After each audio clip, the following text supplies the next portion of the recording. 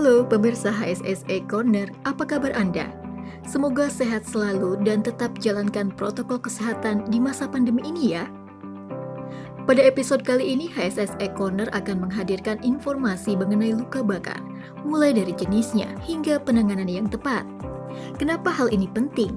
Faktanya, di sekitar kita seringkali menemukan banyak kasus luka bakar, baik dalam skala ringan maupun berat. Untuk itu, mari kita simak penjelasan Dr. Ayudiah Kesuma, spesialis bedah plastik Rumah Sakit Pusat Pertamina. Apakah itu luka bakar? Luka bakar itu pada dasarnya adalah kerusakan pada jaringan kulit yang dikarenakan oleh adanya sumber panas. Apakah sumber panas itu dari api, dari air yang panas, atau dari cairan kimia bisa juga, atau bahkan dari listrik. Yang lebih parah bisa dari petir juga. Apa saja jenis luka bakar? Kalau jenis luka bakar tergantung dari apa. Kalau dari penyebabnya, contohnya yang seperti tadi sudah saya sebutkan, bisa luka bakar api, luka bakar listrik, atau luka bakar bahan kimia. Kalau misalnya dilihat dari kedalamannya, itu juga beda lagi golongannya. Kalau misalnya dari kedalamannya, biasanya digolongkan berdasarkan luka bakar yang dangkal, atau kita menyebutnya superficial, atau grade 1, luka bakar yang sedang itu luka bakar grade 2, atau luka bakar yang sangat dalam sampai seluruh kulitnya terkena, yaitu luka bakar grade 3. Bagaimana penanganan luka bakar? Begitu pasien terkena luka bakar, apapun itu penyebabnya, yang pertama dilakukan adalah hindari pasien dari sumber panasnya. Misalnya, kalau misalnya dia dari kebakaran api atau kebakaran rumah, segera dipindahkan menjauhi dari api tersebut. Kemudian kalau misalnya dari air, misalnya air panas terkena bajunya, maka semua baju ataupun aksesoris yang dipakai oleh pasien itu harus segera dipindahkan, jangan dikenakan lagi. Jadi kenapa? Karena kalau misalnya baju itu kena panas itu dia akan tersimpan dalam baju itu.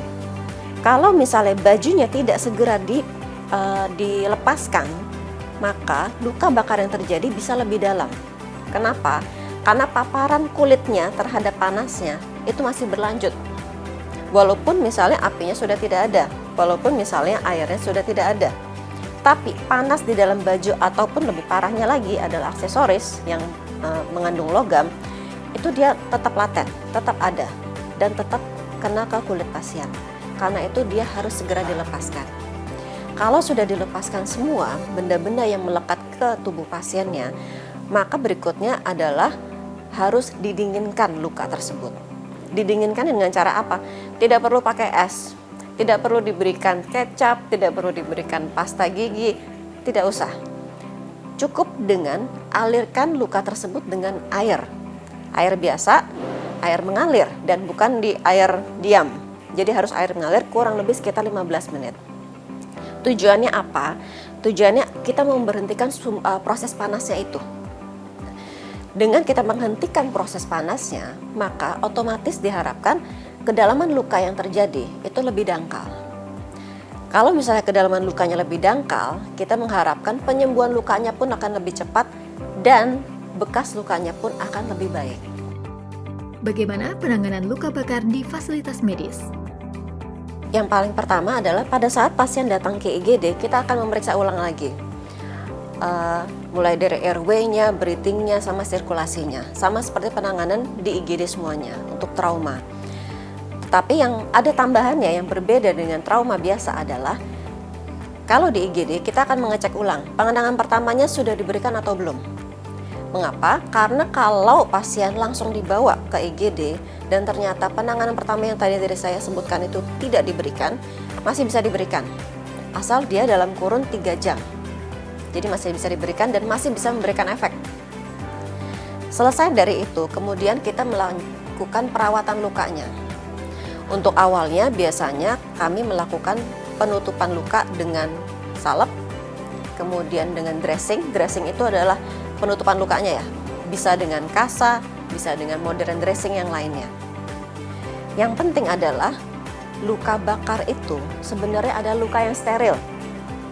Seandainya luka bakar itu kemudian menjadi terinfeksi, berarti selama perawatannya itu yang terjadi infeksinya. Nah, setelah sudah ditutup lukanya, kemudian kami masukkan pasien. Kita lihat dulu pasiennya, apakah pasien masuk dalam kriteria boleh rawat jalan, ataukah pasien masuk dalam kriteria harus dirawat inap. Kalau misalnya dengan rawat jalan, biasanya kami akan memberikan edukasi, nanti kontrol lagi kapan, mengapa, karena tetap harus ada penggantian balutan untuk mencegah terjadi infeksi. Tapi kalau misalnya memang pasien masuk dalam kategori harus dirawat inap, maka pasien akan dimasukkan ke ruangan yang isolasi. Tujuannya apa? Luka bakar yang masuk kategori rawat biasanya luka bakar yang cukup luas. Nah, harus diingat, luka itu adalah pintu masuk kuman.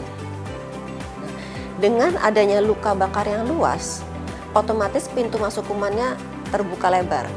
Itulah sebabnya kami memasukkan pasien ke kamar yang isolasi sendiri.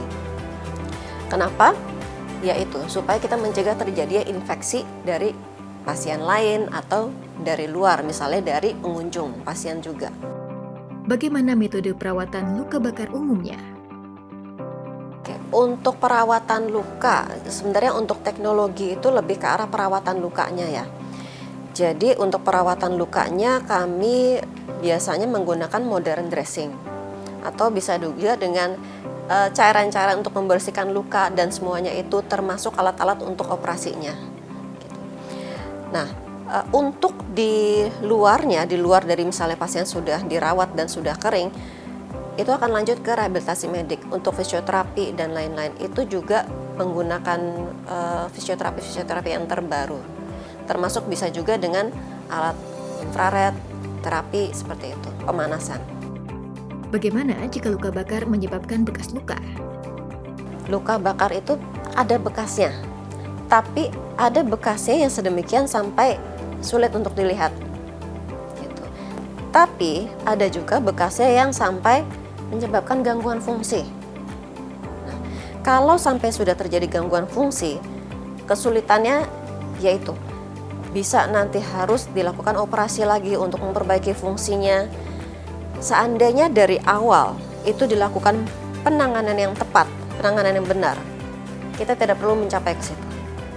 Jadi saran saya, daripada kita harus melakukan tindakan-tindakan yang lebih jauh lagi, yang lebih kompleks lagi, lebih baik diberikan penanganan yang tepat dari awal. Apa yang harus dilakukan jika terkena luka bakar? Sebaiknya memang setiap orang mengetahui ya, minimal penanganan pertama untuk luka bakar. Karena penanganan pertama luka bakar yang benar itu sangat signifikan dalam mengurangi kedalaman luka bakar. Yang kedua, saran saya minimal ada first aid kit. Biasanya setelah didinginkan luka bakarnya, orang-orang cenderung memberikan pasta gigi atau misalnya minyak dan lain-lain. Sebenarnya dengan ada first aid kit, sebuah kasa atau misalnya plester atau bahkan salep yang luka bakar, itu tidak sulit sebenarnya. Dan yang namanya luka bakar sebenarnya mungkin tidak sejarang itu terjadinya. Jadi tidak ada salahnya untuk menyediakan first aid kit itu. Contoh, pada saat memasak pun biasanya kita kadang-kadang juga sering terkena percikan minyak. Ya. Atau misalnya, kalau misalnya seseorang berjemur terlalu lama atau terkena paparan matahari yang terlalu lama, itu sebenarnya luka bakar grade 1.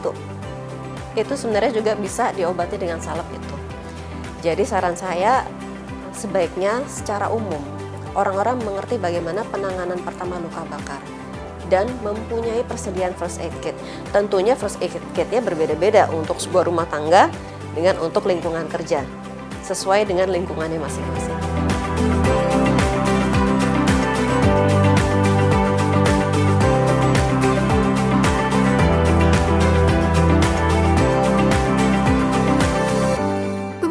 Apapun kecil atau beratnya luka bakar tidak boleh disepelekan.